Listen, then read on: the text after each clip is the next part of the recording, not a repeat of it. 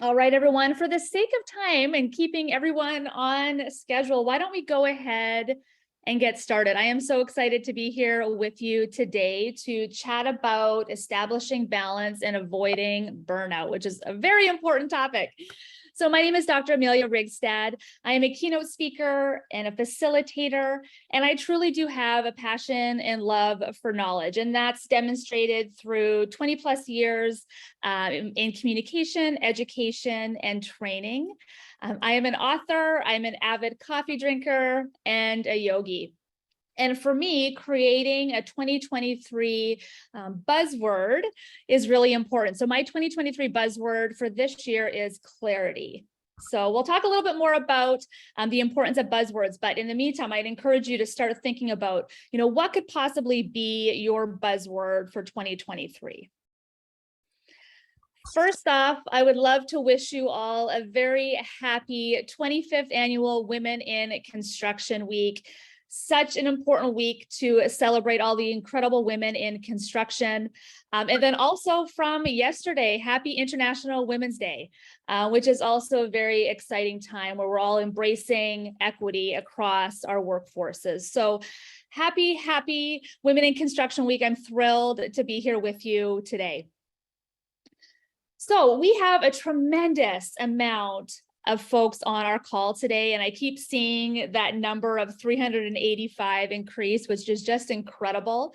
If we could all stay on mute, just because we do only have the 1 hour, keep utilizing the chat. I've got a poll for you. I'll ask you, questions to pop answers into the chat, but for the sake of being such a large group, if everyone could stay on mute, that would be really helpful.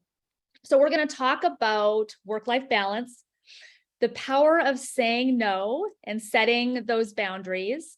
Also talk about finding your voice, and then how it's really important as women to be investing in yourself. Okay, so I did see a few names pop up for the men who may be on the call. Welcome as well. This is certainly customized towards women, but I am sure you'll be able to pull away some important information that you might be able to apply to your day-to-day as well. So let's get started. I'm going to play a video for you. I was really fortunate in 2021 to be on the Today Show as part of their Women Are Essential live event in celebration of International Women's Day. Now, this took place the second year of the pandemic, and this was really about how to fit in me time amid the pressures of the pandemic. And we do know that the pandemic, from an equality, equity perspective, did affect women more than men. So it's a short video clip. I'll leave it with you. It's some insightful information, and then we'll continue on. When the pandemic hit, things changed. It felt like I was juggling a bunch of glass balls, and if any of them fell to the ground even for a moment, they'd shatter. It's been a rough road, caring for my husband and my dad, and also homeschooling my two kids. Sometimes I feel like I work more from home than I would in an actual office. But was once my home office is about to become a nursery very soon. So I'm gonna finish getting it ready, all while working full time. I think over the last year now, patience is starting to run a little thin. I really covet and would love to have happen at some point soon is to have some alone time. I am studying, and here are my office mates. I'm in my pajamas, my hair is up, and I'm drinking my coffee and wondering how everyone else is doing it. Cheers. Just like you, lots of caffeine, right? We're back on this International Women's Day with just a few of the voices taking part in our Women Are Essential live event. We've got Chanel, Jenna, and Natalie. They've been listening to those stories and concerns all morning long. Yeah, they are with us to report back on what they've learned and pose more questions to our experts, Stephanie Rule and Vicki Nguyen. So, Chanel, what do you say we get started with you? What's the topic in your Zoom? Guys, I did not want this to end. It was like group therapy. One mom, when she said, I go to the grocery store and it's like my vacation spot, I'm like, okay, we can talk. But a couple of things, 2 takeaways. One, no one feels like they have enough time for self-care, right? They're all nodding their heads. I asked every single one of them. So that's something that we have to work on. And one of our moms, Cheryl, there, she's in the yellow shirt there. She said something. She says every day she tries to do something for herself, something for her family, and something for her community. And we all love that. We thought, can you guys imagine, Savannah and Hoda, if we did that, you know, at the end of a week, at the end of the month, if you're doing something for yourself, your family, and your community, what that can accomplish. So it was a phenomenal discussion. Vicki, we have a question for you. This one is from Tayo in Alexandria, Virginia. One of my new favorite friends. Tayo, tell Vicki your question, my friend. Good morning, Vicki. Let me just first start out by saying it has been so amazing and inspiring to talk to all of these incredible women this morning.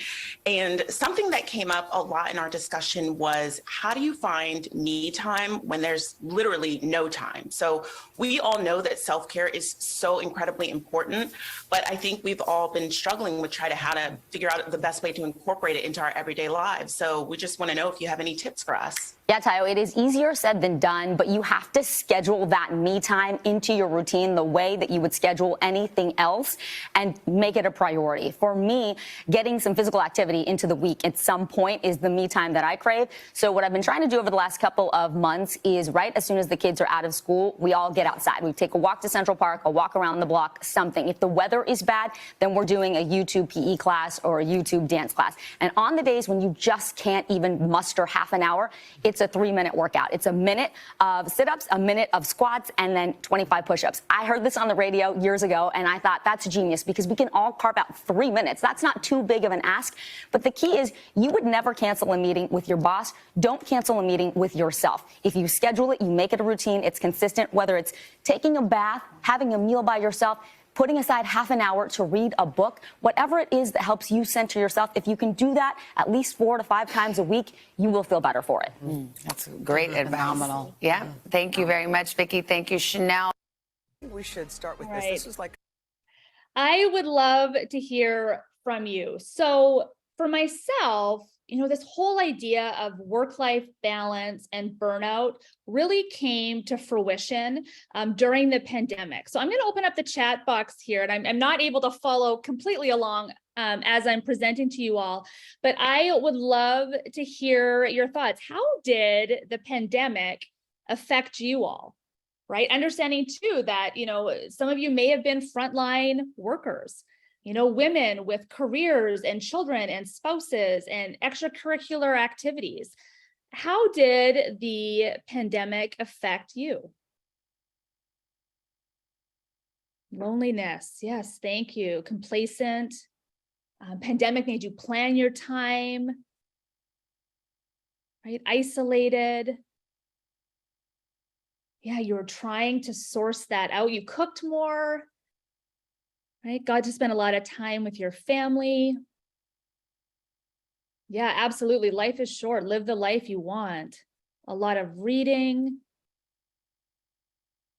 right? Thank you. Some of you are popping in some 2023 buzzwords, which is great. Right. So when we think about, you guys keep those coming through as you like. I'm going to continue on just because, you know, to make cognizant of time. But I'd love for you all to keep seeing those thoughts come through. So when we think about burnout, okay, and we don't have the time today to delve 100% into this, but I do want to talk just briefly about it. You know, thinking about burnout as, you know, this real state of extreme mental and physical exhaustion, right? It's caused by chronic job stress, and it's really characterized by the 3 main elements that you see on the screen today, right? Exhaustion, cynicism, and feelings of reduced professional effectiveness. And I'm sure we have all felt burned out at various times, okay? What's really important to think about with burnout, okay, is, you know, while it does, right, it manifests in us, right? We're the ones that can feel that burnout. It truly does originate in systems, right? It's systemic. So we need to make sure as women, as the men who are on the call, if we're feeling that burnout, start looking at it from the perspective of, organizational levels. Okay. And again, we can't delve fully into it now for the sake of our time together, but just recognizing that, again, while burnout manifests in individuals, it originates in systems. So from a leadership perspective within the organizations that you work for, that's something to consider and to keep in mind as well, is that we are not solely responsible for the burnout that we may experience in our day-to-day. All right. So I'm going to pop open a poll here for you. Okay, because there's some discrepancy out there. Sometimes people think, no way, work-life balance does not exist. Okay, some think that it truly does. So I'm going to open up this poll here for you and launch it. Go ahead and we'll give you, a minute or so here. Do you think work-life balance is a myth? Is it attainable? Give you a few moments to see that come through.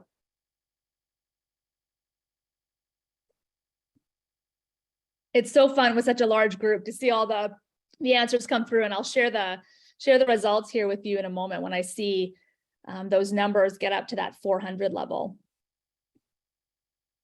Right? Is it a myth? Right? Doesn't exist, forget it. Or yeah, it's attainable, it's achievable, right? We can have that integration. So for those, I'll give you maybe 10, 15 more seconds. I know some of you may not be on a computer to answer the poll or calling in. All right, so I'm going to go ahead and close the poll in 3, 2, 1, and I'll share these results.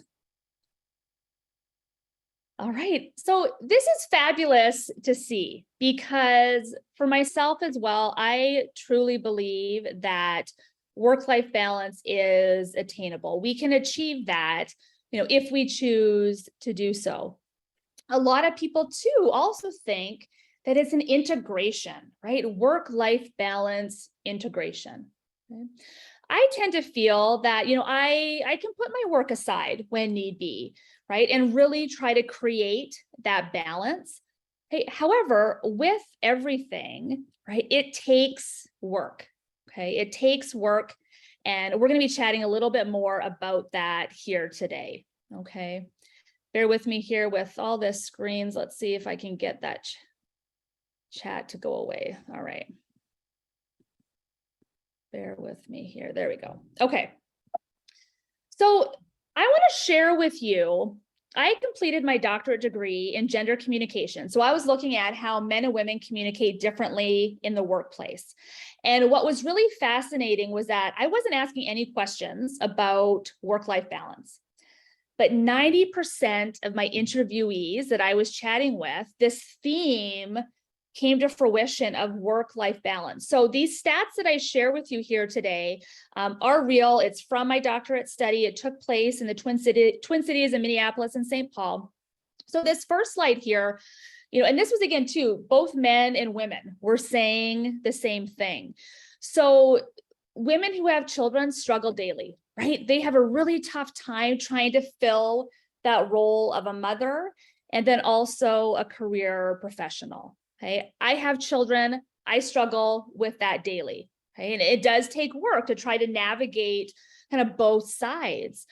My interviewees also felt that women were penalized for having children, and it directly impacted or stunted their career growth. I had chatted with one young woman in the public relations industry, and she felt like she might even have to give up her career in PR because it was so demanding, in order to have children. So that was a really sad stat that came out of my research. Women felt that there was guilt felt either at home or at the office, right? If you left work early to go to your kiddo's soccer game, you felt guilty there. Then if you didn't go, you felt guilty for staying at the office, right? They also felt that achieving that work-life balance, it was desired, but almost an impossible task. Okay? And then that there was this pressure, this expectation that women can do it all.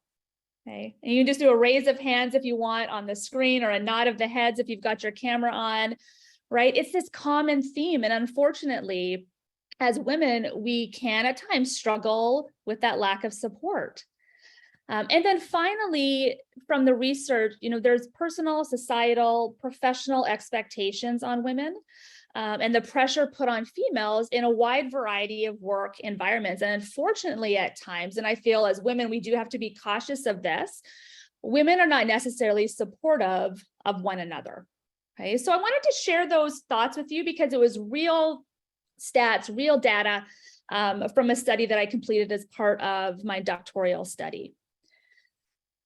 I want to share this with you because when I was first introduced to this work-life balance ratio, I laughed because I don't feel that any of us only work just short over of 8 hours of work a day. I don't feel like I'm getting almost 8 hours of personal care or leisure. And I very rarely get 8 hours of sleep. So I share this with you of maybe this is something as society that we can work towards. So I want to get us started with a little bit of an activity. And I'm going to go ahead and pop this into the chat. So just bear with me here while I do that. Hey, Mackenzie does have this file as well, if anybody needs it after the fact. But what I would like you to do is open up that file. It is a fillable PDF. And we'll kind of be in silence for about 5 minutes or so. And I've done an example here for you. I want you to reflect on your day-to-day responsibilities. Hey, if you don't have access to a computer, or for some of you are having these watch parties, it's fabulous. Maybe you can take out a piece of paper and a pen and just jot some thoughts down. I want you to think about your relationships, your work, finances, fun, family, and health. And just jot down your responsibilities, right? And I've given you some examples here. So health, doctor's appointments, exercise, under family, transportation, planning vacations. I want you to just spend a few moments jotting down your responsibilities. Okay? And then I'm going to pose the question to you here in a few minutes of where do you see the gap? Right? So for me, I'm like, dang, doesn't look like I'm having much fun, does it? So go ahead. I'm going to give you a few moments, and I will just time it on my watch for the sake of our time here together today. But go ahead and just jot down some ideas of your responsibilities, thinking about your relationships, your work, health, family, and then I'll ask you in a few moments, where do you see that gap? Okay, go ahead.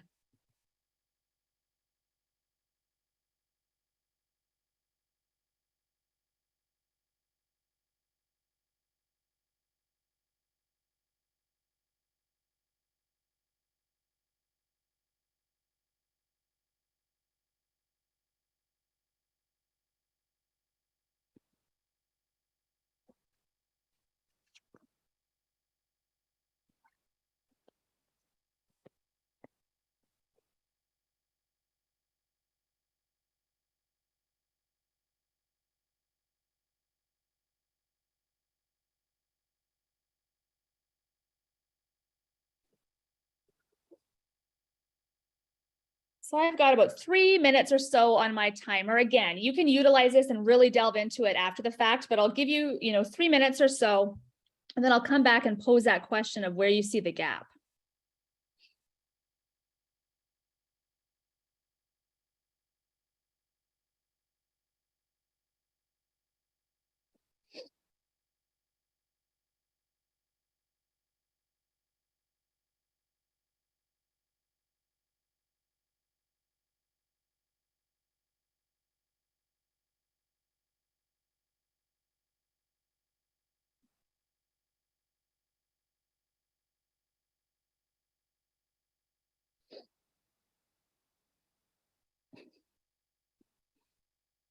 I love what I see coming into the chat already. Yes, that's self-care.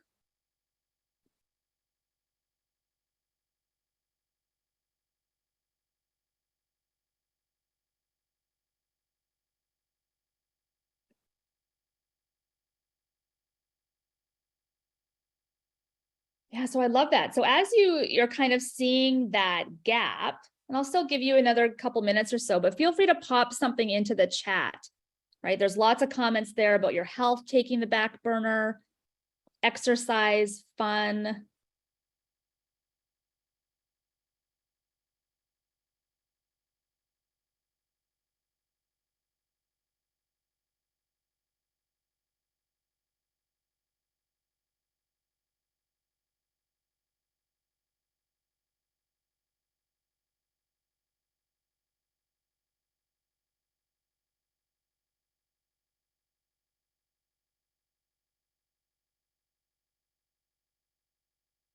Yeah, so many great comments coming through. Yeah, friendships, establishing boundaries, those me times. Yeah, joining Orange Theory, right? That's great. That's taking time for yourself. Relationships. Sarah, I love that. I've been introduced to grocery delivery as well, and it's saving my life right now. I wish I had done it sooner. Yeah, healing. Yeah, we don't have hobbies anymore. You miss scrapbooking, spin class. Right? So all really, really good thoughts there. And you're certainly recognizing those gaps, right? So we won't have time to answer these questions today, during our time here together. But on that second page of the worksheet, you're going to see some questions. And I'd really encourage you after our time here together today to come back to this activity and think about, where are you out of balance in your life?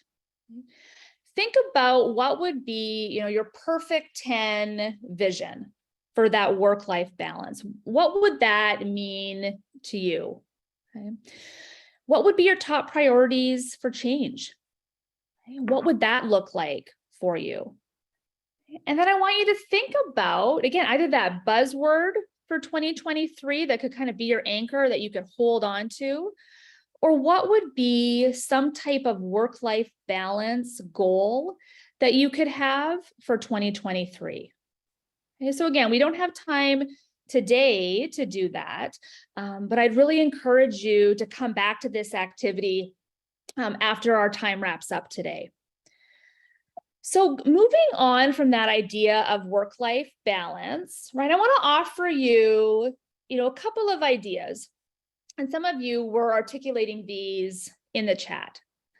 What I find is really, really important is to accept that there is no perfect work-life balance, right? Work-life balance means something different to everyone, right? So we don't have to be perfect in that space, right? So for me, I've made a commitment to myself to really try to go for a 30-minute walk every day. Whether I take that around the lunch hour, whether I wait till the end of the day, that works for me. And that's something that allows me to simply clear my head, allows me to maybe think about what's coming down the pipe. But it's important to just accept that everybody looks at work-life balance different, and there's no perfect definition of that, okay? I also want you to play to your strengths, okay? As women, we tend to try to be all things to all people all the time, okay? And we don't have to do that, right? So play to your strengths. You heard it in the Today Show clip, right? Prioritizing and scheduling that time, right? So I put that walk in my calendar. So I know that that's my time, okay? Again, depending on your specific role within the construction industry, right? You might not be able to do that during your workday, but what could you do in the evening? Maybe what could you do before your workday starts? If we can manage and stick to those work hours, I did notice a comment in the chat early on about the expectation to work, 50 hours plus a week without overtime pay, right? That goes back to that whole idea of burnout being an issue of systems, right? And again, we don't have that time to talk about it here today in great detail, but if we can, try to manage and stick to those work hours. And if not, let's have that conversation offline. How can we ensure that your organizations support you in that. Try to detach from work, right? We can't create or attain that work-life balance if we don't give ourselves time to detach. We want to schedule the personal time. Be realistic. Do what you love. Somebody said they miss scrapbooking in the chat, right? That's important. And then learn to say no. Okay, and we're going to talk a little bit more about that here. We want to learn to say no. We want to set boundaries. When we say no, it truly does give us the ability to make decisions, right? It gives us the power to make choices for ourselves. And I love this quote: the power of saying no is so much more than the power of saying yes, right? We are all capable. We're capable enough to stay firm with our selections, our preferences. And when we say no, it means that we're making our lives less complicated, right? Less tension-free. Okay. So we really want to focus on leveraging our superwoman power. We want to be able to use our voices. We want to be able to delegate and say no. Okay. So I want you to think about, what can you say no to? And I always like to use the example of, my kids and cleaning the toilets, right? The toilets could care less who cleans them. It certainly doesn't have to be me, right? My kids could clean the toilets, and that's certainly something that I pass on. So pop something into the chat for me. I want you to think about, it's Thursday, you're wrapping up your week, wonderful WIC week. You've got the weekend coming up. I want you to all to type one thing into the chat, right? What could you say no to this weekend, right? Think about your schedule. Think about maybe family commitments. Think about things that are on your to-do lists. What would be one thing that you could say no to?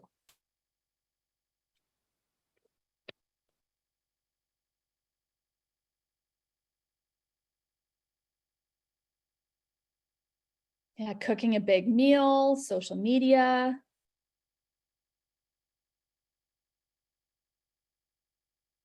Working on the weekend, laundry, TV. Yeah, saying no to second yard, cleaning the yard. Right, cleaning the house, laundry, oversleeping. Yeah, take a break from the phone. I mean, isn't that key? I mean, so much of us spend, I'm sure, so much time on our phones. Yeah, I love that. Just trying not to be so hard on things, right? Taking in the moments. Yeah, screen time. Right? So even looking at this image on the screen, right? Saying no to perfectionism, people pleasing, doubting yourself, right? Overextending yourself, right? Putting your dreams on hold, right? Lacking healthy personal and professional boundaries, right? What else we got in the chat here? Yeah, eating last. Isn't that the truth, especially if you have kids at home? Yeah. Being a mom to my husband. I like that, Sarah. Multitasking.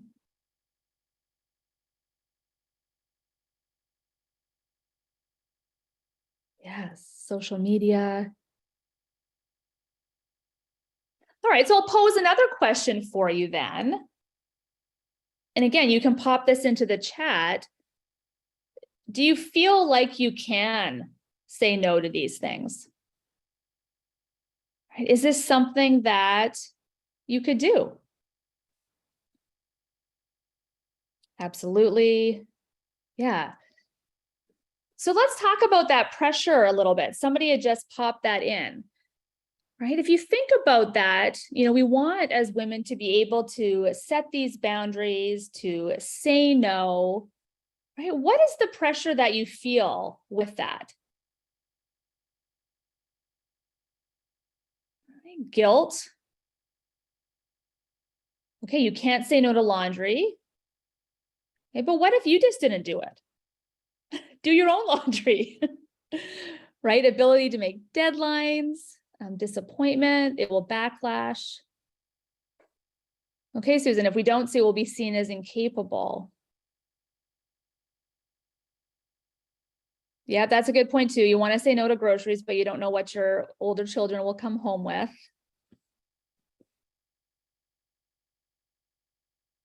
Yeah, that's tough too, having those littles that aren't able to help quite yet. Yeah, Laura, perfectionist, right? Too high of that expectation put on yourself. Right? That's so key. Instacart, yep.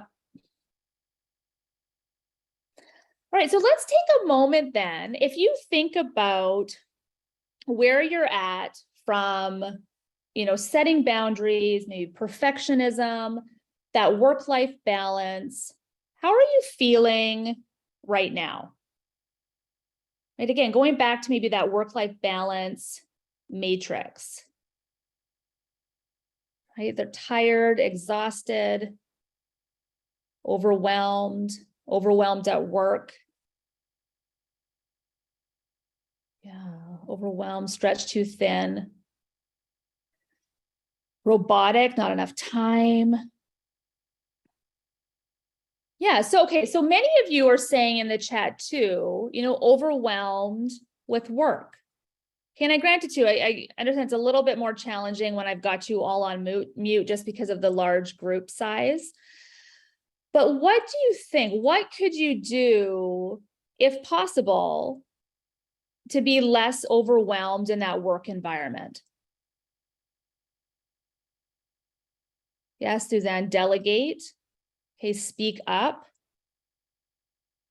Right, get other people involved. Mental health days, absolutely. Ask for help.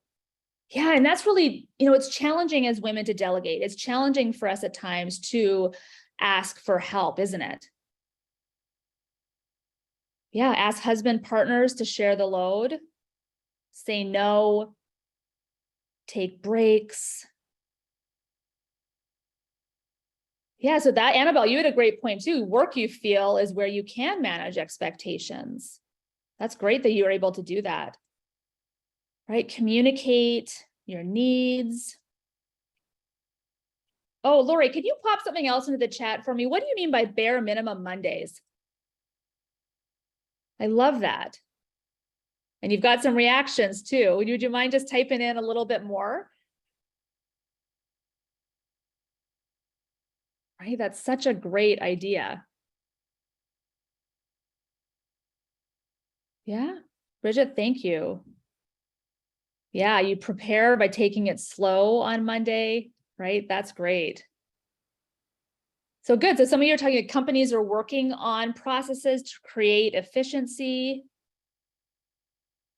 That's great, Jocelyn. Yeah, Mondays are a no for you. Great, you work a 4-day week. That's so great. Yeah. Audrey, thank you. Get the workforce on a 4-day week. Absolutely. I like the bare minimum Fridays. That's great.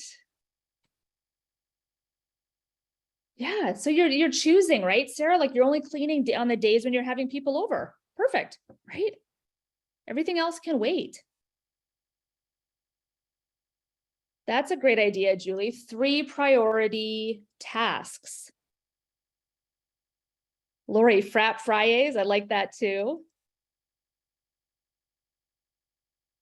Yeah, so there's such great ideas there, right, everyone? Thank you so much for sharing. So I want you to hold on to this idea of, what can we say no to, over the next weekend.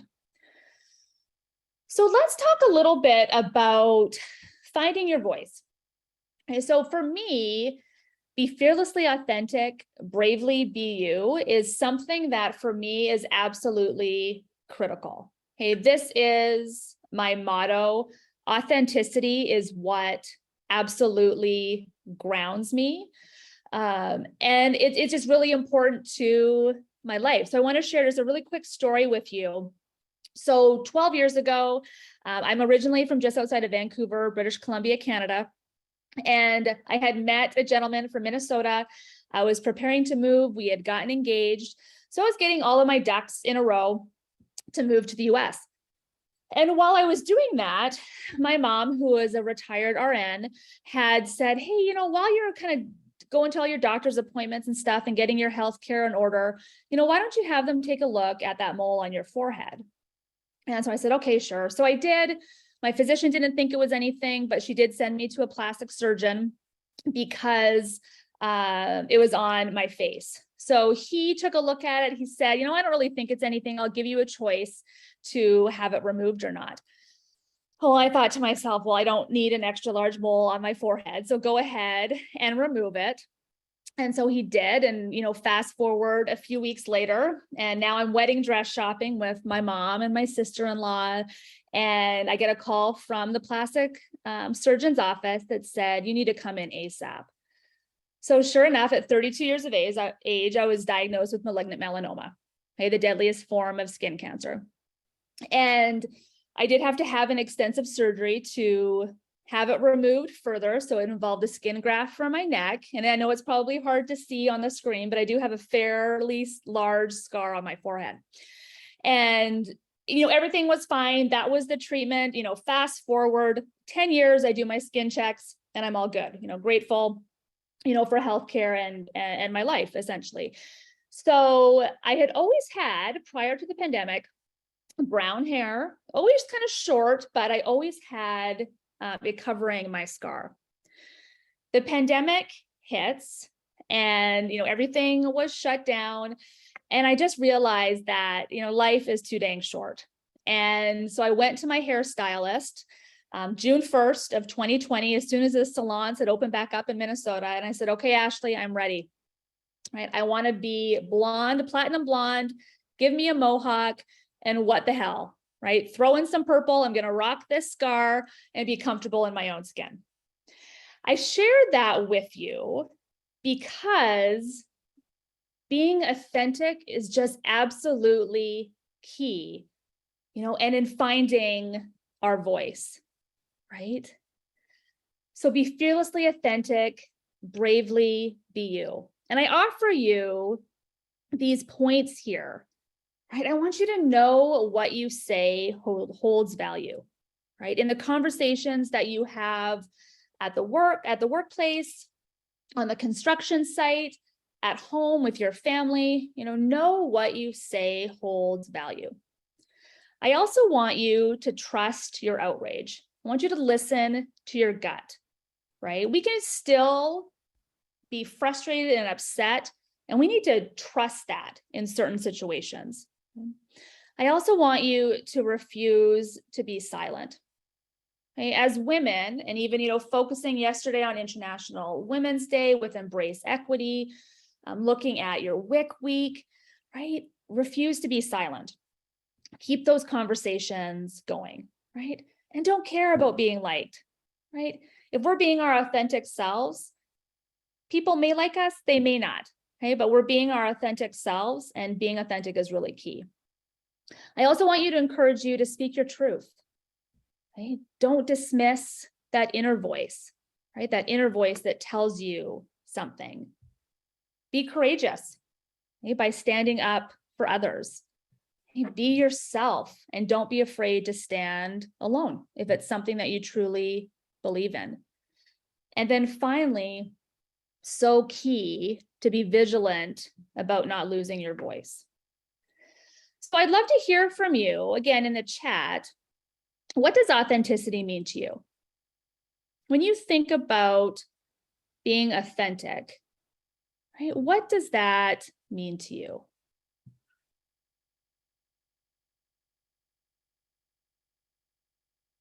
Yeah, not code switching, uncompromising, be who you are, right? Being true to yourself, not trying to be something you're not. Yeah, Barbara, I love that. Walking the talk, being genuine, vulnerable. Yes, don't apologize all the time. Hey, that's so key. Right? Being you. Yeah, apologizing is something actually that is called a conversation ritual. That was developed by Deborah Tannen, who's a linguistic scholar. And so a conversation ritual is a reoccurring pattern of behavior. And if we're not cognizant of it, that's where challenges can creep in. And unfortunately for women, if we over apologize, right, we tend to use it as a conversation smoother or a transition into another topic. Hey, but if we overuse I'm sorry, right, it makes us seem a little bit less confident. Okay? So when you think about, and I'll give you this example, if I was running late for a meeting, right, that's important, but I might say, thank you so much for your patience. I was stuck in traffic, compared to I'm sorry, right? Yeah, Julie, thank you instead of sorry, right? So speaking out against double standards. Yeah. Do you find that it is, especially within your world, the construction industry, all the things that you do in your day-to-day, is it challenging for you all to be authentic, or is it something that you feel that you've got this, like you're absolutely okay being fearlessly authentic and bravely being yourself? Some days harder than others, challenging. Is there something that makes it specifically challenging? Gets easier with age. If you're authentic, you'll be called out. Okay. Yeah. So I'm just true on the age. Yeah, systemic racism and sexism, being bold and having a pioneer spirit. Yeah, absolutely. Hard to be vulnerable in my professional life as it may be perceived as being weak. Okay, that's challenging, right? No crying in construction. Okay, yeah, and I can appreciate that that is challenging. And remember too, emotions is energy in action, right? And I always say, a lot of my work that I do is in empowered communication and looking at how men and women communicate differently. And a lot of times with the women that I work with, they talk about, I need to keep emotions out of my conversations. And granted, every situation is different, but I always encourage them to know that emotions are just reactions to how our body is feeling at that given point in time. And it's okay to have emotions in our conversations. Rachel, I like that men are more emotional than you are, right? So challenging being the only person. Absolutely. Let me just see here. Yeah, so such great, thank you everybody. I mean, your vulnerability is so appreciated in this setting. And I know it's sometimes challenging too, and we've got so many people on the call to have people off of mute and have a conversation, but potentially there'll be an opportunity in the future where we can have some more in-person conversations. All right, so let's continue on as we start to wrap up our time together, and then I'm hopeful that we might be able to open it up for a few questions. So I am such a proponent of investing in yourself, right? So we talked about, that gap within that work-life balance matrix. When you think about investing in yourself, right, what comes to mind for you? Right? What comes to mind? Right, Sarah, I just saw your post in there about performance reviews. Make sure you reach out to me after the fact. Let's chat more about that keeping emotion out of communication. Yeah, education, me time, increasing your skill sets, taking time for you. A hobby for you is hockey. Yes, I come from a big hockey family. I love that, Larissa. Right, self-love, growth and healing, the gym. Yeah, doing things that you enjoy, exercise, right? Podcasting, taking care of your mental health. Yeah, self-worth. Yeah, music, absolutely. So such wonderful ideas there when we look at, what does it mean to invest in yourself? Okay.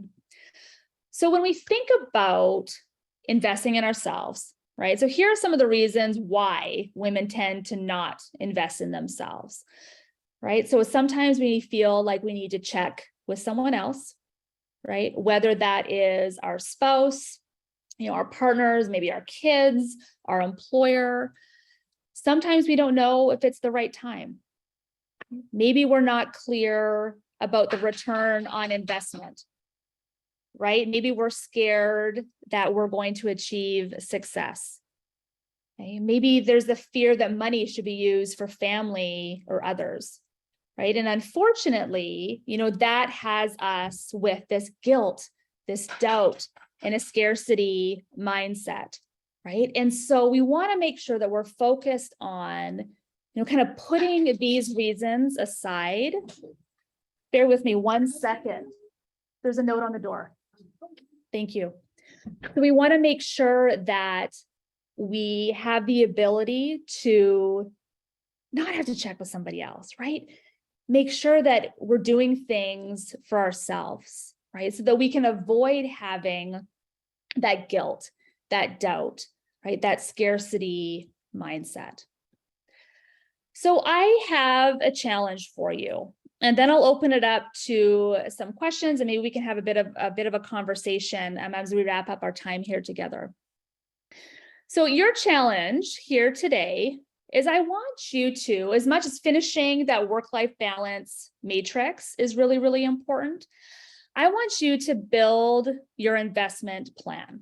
Okay, so you can either scan that QR code, or I've got the link here in the chat, okay, that will bring up a document for you that you can download. You do have to enter in your name and your email to receive it. I promise you, I will not spam you. I typically send out one, informational email every month or so.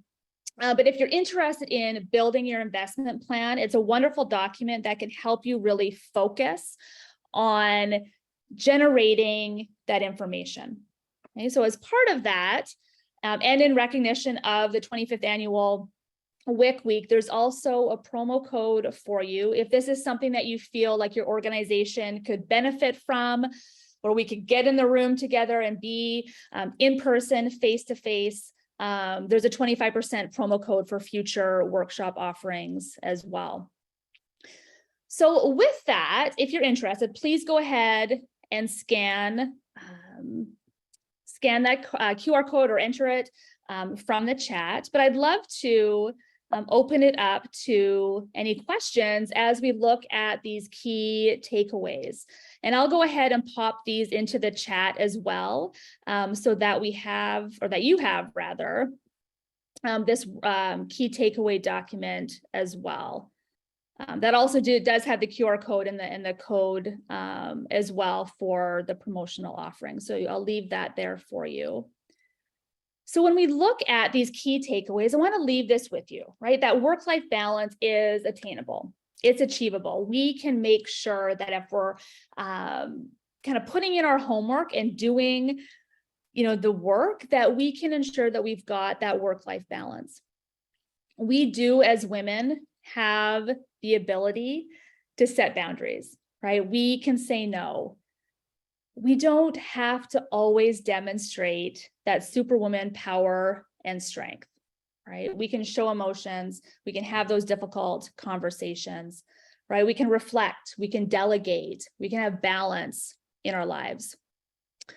Knowing that investing in yourself can really help to build confidence, right? It prioritizes you and your well-being. And then hopefully, if you are interested in continuing that work, right, creating that investment plan can really help you to keep on track, right? And then looking at it from the perspective of using those different strategies that we talked about to find and use your voice, right, is really necessary for women to be heard. So we've got a few moments left. I'm going to just open up the chat here and see if there's any conversation pieces, comments, questions that you have. And just bear with me because it does come in really quick when we've got so many people on the call. Yeah, so great question, Nicole. How do we politely but strongly tell our manager they're only adding to our plate constantly without taking anything off, and asks become unrealistic? Right. So Nicole, that's such a great question. And I know that we weren't able to, fully delve into this whole idea of delegation or saying no. And we can certainly have this conversation offline if you'd like to reach out to me after. But something that, I'd leave with you for that is the ability to, have that tough conversation, right? Because we can have difficult conversations and state our minds on things without getting heated or without getting upset about something. But it kind of takes us being our authentic selves and being okay with that. And I'd follow it up with, again, when we talk about saying no, right? A really nice way of doing that is saying, I'm sorry, Jim, I can't do that right now because blank. Right? So it's stating the why, no, because, right? I can't do that because my plate is really full right now. I'd be really happy to help you with that, but I need you to take something off my plate because I'm not able to do this at 100%, right? So hopefully that helps a little bit. I'm just going to scroll through here. Thank you. How do I achieve work-life balance? This is something that is important to me, and I have really taken it upon myself to set boundaries and to say no. I rely on my spouse, and that was a work in progress where I'm now delegating and being okay with that, but also recognizing that as women, sometimes we like to be in control of situations. So for me, I tend to do all the grocery shopping. I get tired of doing the grocery shopping. So if I ask for help with that, I have to recognize that my husband may come home and spent, way more money on groceries at Costco than I would have. So I have had to understand that I have to give up that control and just be okay. My 8-year-old, I have him folding his own laundry, and that frees me up to go for a walk. Right. So it's just kind of looking at those little things. I manage my calendar. I do try to put in, that scheduled time. That's mine. And I really try to, schedule that big rock and don't deviate from it. Let's see if there's other questions. Good. Thank you all. I'm glad that this has resonated with you. Yes, Bridget, you're definitely not alone. Let me see here, Misty. Any suggestions of not feeling guilty for making time for yourself? The kid whines, the work keeps coming. We upset someone no matter what. Yeah, Misty, I agree. We're not going to, please everyone. Okay? But I would really encourage you to take that time for yourself. Try not to feel guilty about making that time for yourself, because I look at it from this perspective too, especially being a mother and having young kids. I am a better mom when I take time for myself, right? I'm a better speaker. I'm a better facilitator when I take time for myself, because that means I'm not burnt out. So hopefully that's a little helpful for you. I'm so glad, Nicole. I'm glad that it's been empowering for you. Yes, and please, everyone, feel free to connect with me on LinkedIn as well if you'd like to continue the conversation. I'd love to do that with you. Kelly, that's great. You've gone to your manager, asked for them to prioritize with you. Yes, I'm so glad, Iris. That's great. Yeah, when you have a hard conversation, you write everything down. Right, this is wonderful. That's great. Oh, Jen, thank you. You're from the Fraser Valley as well. Please reach out. I'm sure we could have lots of conversations. Great tips. I'm glad. All right, everyone, that brings us to the end of our time. Again, go ahead and click on that link if you feel like you'd like to do the investment plan. Please reach out on Instagram or on LinkedIn. I'd love to keep the conversation going with you. And again, I'm just happy to answer any questions that you may have as we continue being empowered women together. Thank you so much, everyone. Enjoy the rest of your Women in Construction Week.